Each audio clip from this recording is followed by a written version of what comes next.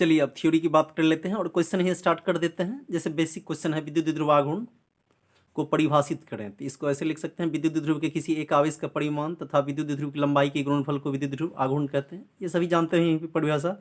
तो यहाँ पे दो हम पॉइंट चार्ज बना लेंगे, एक तरफ -q एक तरफ +q, इसी को बोलते हैं विद्युत द्विध्रुव। और इसकी लेंथ मान लेते हैं 12।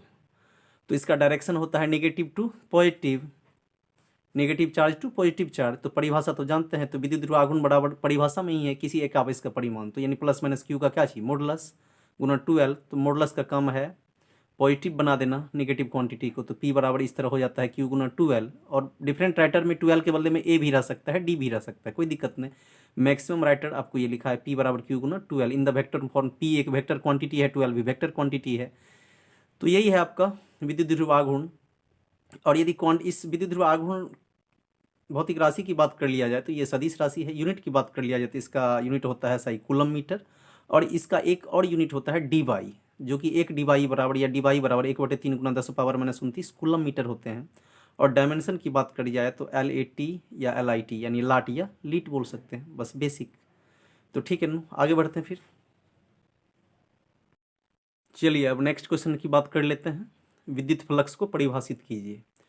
तो विद्युत फ्लक्स तो सभी जानते होंगे, विद्युत क्षेत्र में किसी काल्पनिक पृष्ठ से होकर गुजरने वाली कुल विद्युत बल रेखाओं की संख्या की माप को विद्युत फ्लक्स कैसे फाई से सूचित किया जाता है। तो मान लेते हैं कोई विद्युत फ्लक्स है, इससे बल रेखा निकाल रहा है, जैसे 3 ठो बल रेखा हम लोग निकाल रहे हैं, तो यहाँ पे तो विद्युत फ्लक्स 3 हो जाएगा। यदि आपको इससे बहुत अत्यधिक बल रेखा हो तो उनके लिए एक गणितीय सूत्र होता है, जैसे कि देख सकते हैं काल्पनिक पृष्ठ को नीचे बना दिया गया है, एक ही बिंदु से उसके विद्युत क्षेत्र को भी रिप्रेजेंट किया जा रहा है और विद्युत क्षेत्र को भी। तो एक और भी डिफिनेशन है कि विद्युत क्षेत्र तथा तल के क्षेत्रफल के डॉट प्रोडक्ट को विद्युत फ्लक्स कहते हैं, या इसी को इलेक्ट्रिक फ्लक्स भी कहते हैं, लिख देगा। तो एग्जाम में कभी ऐसा भी होता है कि विद्युत फ्लक्स नहीं पूछ के आपको लिख देगा हिंदी में कि इलेक्ट्रिक फ्लक्स किसे कहते हैं। तो इसमें हड़बड़ाना नहीं है, इलेक्ट्रिक फ्लक्स पूछ दिया तो इसका मतलब समझ जाइएगा कि क्या चीज़ पूछ दिया, विद्युत फ्लक्स पूछ दिया। तो परिभाषा से तो फाई बराबर ई डॉट ए और फाई बराबर ई ए। यदि क्वांटिटी की बात कर लिया जाए तो यह कैसी राशि है, अदिश राशि है। और यदि इसमें हम क्वांटिटी तो अदिश हो गया, और यदि इसमें यूनिट की बात कर लें, किसकी बात कर लें, यूनिट की, मात्रक पूछ दिया जाए तो मात्रक क्या होता है, वोल्ट मीटर लिख सकते हैं, या लिख सकते हैं newton metre square, newton metre square पर कूलम लिख सकते हैं, न्यूटन मीटर स्क्वायर पर कूलम लिख सकते हैं। यूनिट इसके अकॉर्डिंग निकाल लेंगे, इसी के अकॉर्डिंग इसका यूनिट बैठा दीजिएगा, न्यूटन का ये फोर्स है तो mLT⁻⁻2 और m तो L² और c तो AT। और इस प्रकार आप इसका सॉल्यूशन कर लीजिएगा तो आप क्या पा जाइएगा, mL³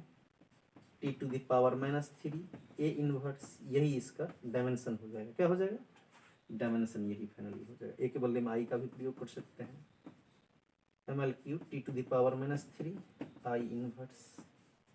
और सिंपल है, इसका यूनिट बैठा दिए, इसका डायमेंशन बैठा दिए, इसका डायमेंशन बैठा दिया और इसका डायमेंशन बैठा दिया और कैलकुलेट कर दिया।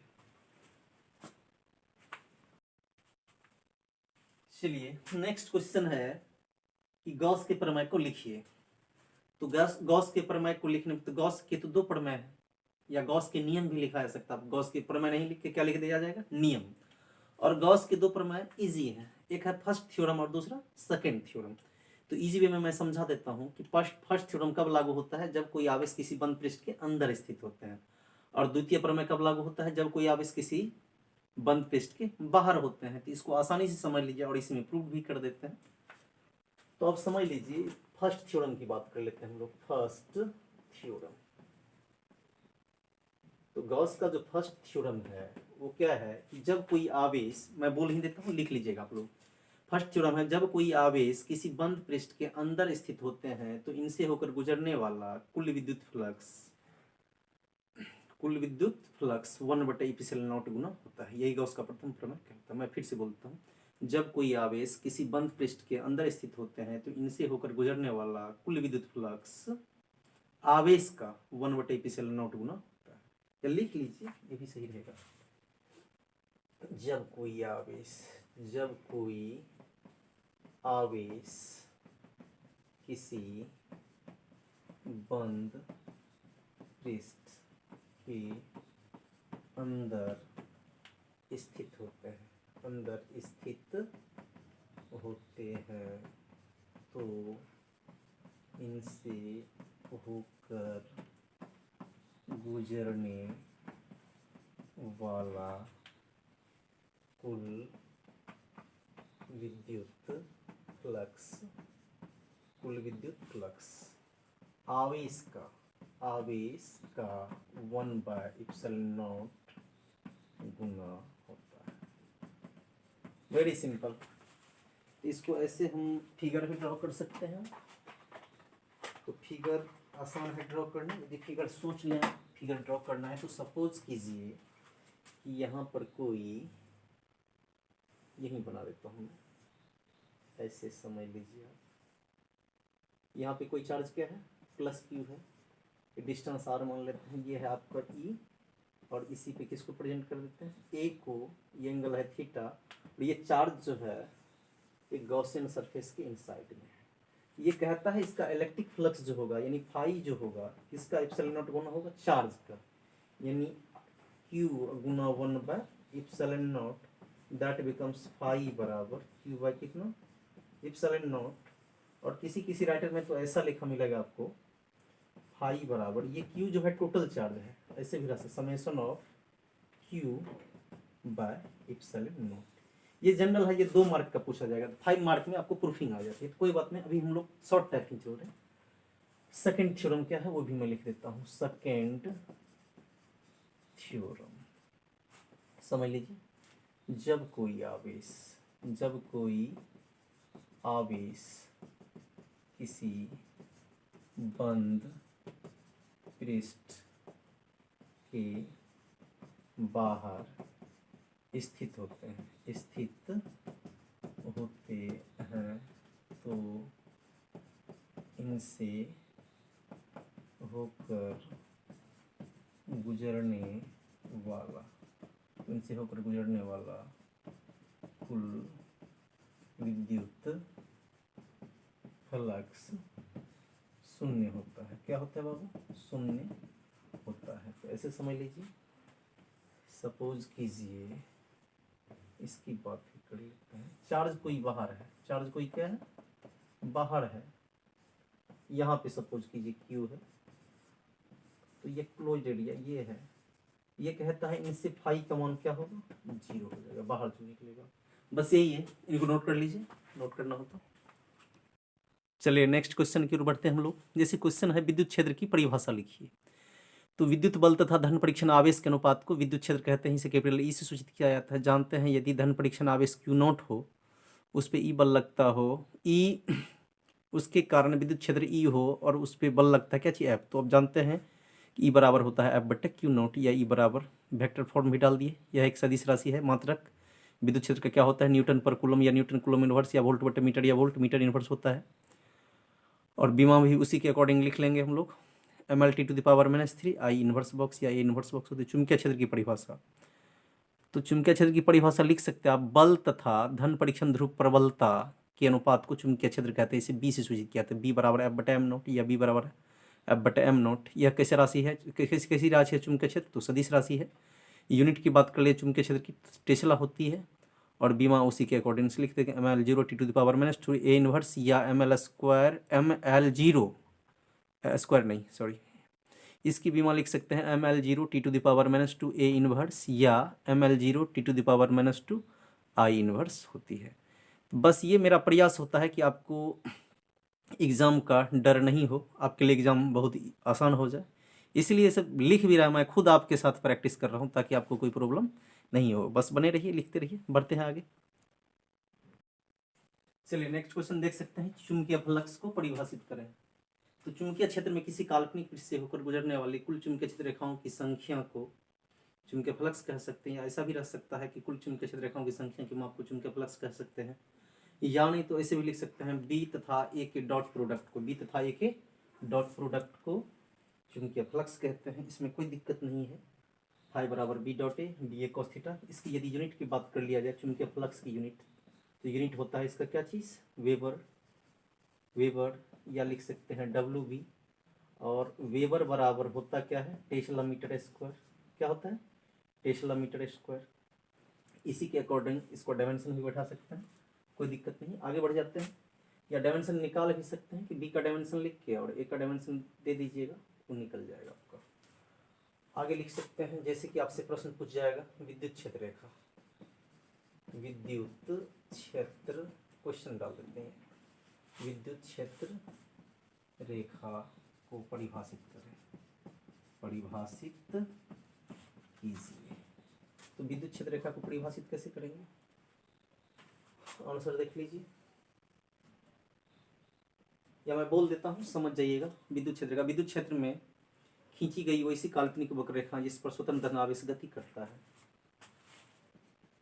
विद्युत क्षेत्र में खींची गई वैसी काल्पनिक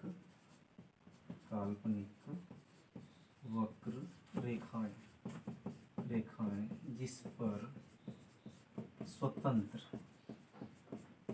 धनावेश गति करता है, धनावेश गति करता है, विद्युत क्षेत्र रेखा कहलाती है, विद्युत क्षेत्र रेखा कहलाती है, विद्युत क्षेत्र रेखा कहलाती है।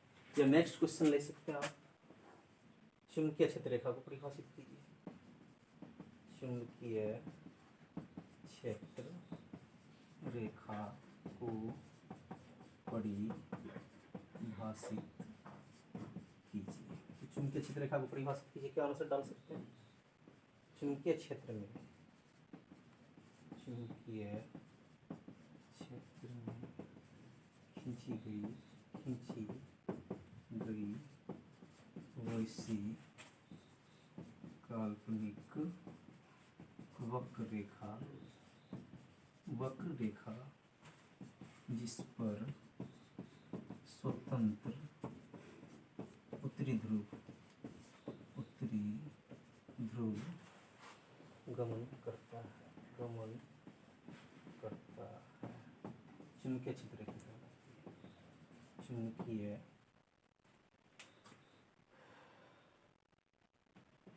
क्षेत्र रेखा कहलाती है, क्षेत्र रेखा कहलाती है। और एक चीज ध्यान दीजिएगा कि चुंबकीय क्षेत्र रेखा को, यानी क्षेत्र रेखा को बल रेखा भी कहते हैं, क्षेत्र रेखा को क्या कहते हैं, बल रेखा। यदि विद्युत क्षेत्र रेखा है तो काल्पनिक रेखा पर क्या गमन करेंगे, ये धन आवेश, और यदि चुंबकीय क्षेत्र रेखा पर है तो उस पर स्वतंत्र उत्तरी ध्रुव। और ये जितना भी मेरा प्रयास होता है, प्रयास का एक ही मीनिंग है कि एग्जाम का डर आपको नहीं हो। कभी भी पढ़ना है तो बेसिक ही पढ़ना है, बेसिक से ही आप हार्ड क्वेश्चन को सॉल्व कर सकते हैं। चलिए इनको या तो पढ़ लीजिए या नोट कर लीजिए। नेक्स्ट क्वेश्चन की बात कर लिया है, तो ये सब क्वेश्चन आपको बेसिक में सही क्वेश्चन है। संधारित्र की धारिता को परिभाषित कीजिए। किसी संधारित्र द्वारा आवेश को संग्रहित करने की क्षमता की माप को उस संधारित्र की धारिता कहते हैं। या लिख सकते हैं, आवेश तथा विभव के अनुपात को संधारित्र की धारिता कहते हैं। एग्जाम में कभी भी बेसिक चलने का प्रयास कीजिएगा, वो बेस्ट रहेगा आपके लिए। उसमें हार्ड लैंग्वेज जो लिखा हुआ है कॉपी में सेम टू सेम लिखने की जरूरत नहीं है। आप अपनी भी भाषा का प्रयोग कर सकते हैं, आप सरल भाषा का प्रयोग कर सकते हैं, आपको मार्क दे दिए जाते हैं, मिल जाते हैं आपको मार्क। तो अब सपोज कीजिए कि ये कोई संधारित्र है। जानते हैं दो चालक प्लेट, एक पॉजिटिव होता है, दूसरा क्या होता है, निगेटिव होता है। ये पैरेलल प्लेट कैपेसिटर की बात करिए, समांतर पट्टिका संधारित्र है, समांतर पट्टिका संधारित्र यही है। अब ऐसे समझ लीजिए इसको, इस पर प्लस का मतलब प्लस क्यू है, माइनस का मतलब माइनस क्यू है, इसकी धारिता क्या है, सी। तो अब ऐसे जान लीजिए, विभव मान के चलिए दोनों सिरा के बीच क्या है, भी है। अब लिख सकते हैं परिभाषा से, इससे परिभाषा से, तो परिभाषा से लिख सकते हैं धारिता सी बराबर क्यू बटे क्या चीज, भी। और कोई राइटर भी के बदले में भी सी बराबर लिख सकता है क्यू, भी का वैल्यू दे सकते हैं V1 माइनस V2, बस निकल गई। यही चीज जानना है। इसकी यदि आप यूनिट की बात कर लिया जाए तो फैराड होता है। यूनिट क्या होता है, फैराड होता है। और फैराड किसको बोलते हैं, कूलम बटे वोल्ट या कूलम वोल्ट इनवर्स, इसी के अकॉर्डिंग आपका डायमेंशन निकल जाता है। बस यही है, इनको नोट कर लीजिए। चलिए नेक्स्ट क्वेश्चन है, क्रांतिक कोण और अपवर्तनांक के बीच संबंध स्थापित करें। तो आप सभी जानते हैं कि सघन माध्यम में वह आपतन कोण जिसके संगत विरल माध्यम में अपवर्तन कोण 90 डिग्री होता है क्रांतिक कोण कहलाता है। ICC या IC से सूचित किया जाता है। तो सघन माध्यम में वह आपतन कोण जिसके संगत विरल माध्यम में अपवर्तन कोण 90 डिग्री होता है क्रांतिक कोण कहलाता है। ICC या IC से सूचित किया जाता है। चलिए इसको रिलेशन भी निकल जाएगा। सपोज कीजिए ये है आपका डेंसर मीडियम इधर वाला, तो इससे आएगा, तो ऐसे किरण आने के बाद यदि ये ऐसे हो गया तो ये कोण कितना होगा 90 डिग्री, और यही कोण आपका हो जाएगा क्रांतिक कोण। इसी कोण को क्या बोलते हैं, क्रांतिक कोण। कोई दिक्कत नहीं। अभी इसको ऐसे समझ लीजिए, फ्रॉम स्नेल्स लॉ क्या लगा देंगे हम लोग, फ्रॉम स्नेल्स लॉ। स्नेल का नियम क्या कहता है कि n1 साइन θ1 बराबर n2 साइन θ2। θ1 का मान कितना डिग्री 90 डिग्री, और θ2 का क्या देते हैं c। ये क्या हो जाएगा n1 sine 90 degree equals n2 sine c, और साइन 90 डिग्री का वैल्यू तो हम सभी को पता ही होगा 1 होता है। तो ये कितना हो जाएगा n1 equals n2 sine c। ये क्या हो जाएगा n1 बाय n2 इक्वल्स, या ऐसे काम कर लीजिए, दोनों तरफ n2 से भाग दे देंगे। दोनों तरफ n2 से क्या दे दिए भाग, इधर भी n2 इधर, ये कट गया। तो ये कितना हो जाएगा, तो n1 बट्टे n2 इक्वल्स साइन c। इसको कितना लिख सकते हैं n2 बाय n1 इक्वल्स, इसको उल्टा दिए ये क्या हो जाएगा 1 बट्टे साइन c, और इसको क्या लिख सकते हैं n21 इक्वल्स 1 बट्टे साइन c। या इस प्रोसेस को आप ले जाके कहीं रख दीजिए, वो निकल जाएगा। यहाँ तक भी सही हो जाएगा, यहाँ तक भी सही हो जाएगा, यहाँ तक भी सही है। चलिए इस प्रकार इनको नोट कर लीजिए। नेक्स्ट क्वेश्चन है, प्रकाश के पूर्ण आंतरिक परावर्तन से आप क्या समझते हैं। जब सघन माध्यम में आपतन कोण का मान क्रांतिक कोण से थोड़ा सा और बढ़ा दिया जाता है तो प्रकाश की किरण उसी माध्यम में लौट जाती है तथा प्रकाश के परावर्तन के नियम का पालन करती है। इसी घटना को प्रकाश का पूर्ण आंतरिक परावर्तन कहते हैं। उसके बाद नेक्स्ट क्वेश्चन है, लेंज के नियम से आप क्या समझते हैं। प्रेरित विद्युत वाहक बल सदैव उस कारण का विरोध करती है जिससे उसकी उत्पत्ति हुई होती है, यही लेंज का नियम कहलाता है। तो आज की वीडियो में बस इतना ही रहने दीजिए, और बहुत ही बेसिक और बोर्ड एग्जाम में पूछे जाने वाले प्रश्न के साथ नेक्स्ट वीडियो में हम आप लोगों के साथ बने रहेंगे, और बहुत जल्दी वीडियो आप लोगों को मिनिमम समय में अपलोड करते रहेंगे ताकि आप लोगों का हौसला बना रहे और एग्ज़ाम का प्रिपरेशन सही तरीके से आप लोग कर सकें। तो आज की वीडियो में बस इतना ही, मिलते हैं नेक्स्ट वीडियो में। Thank you all of you.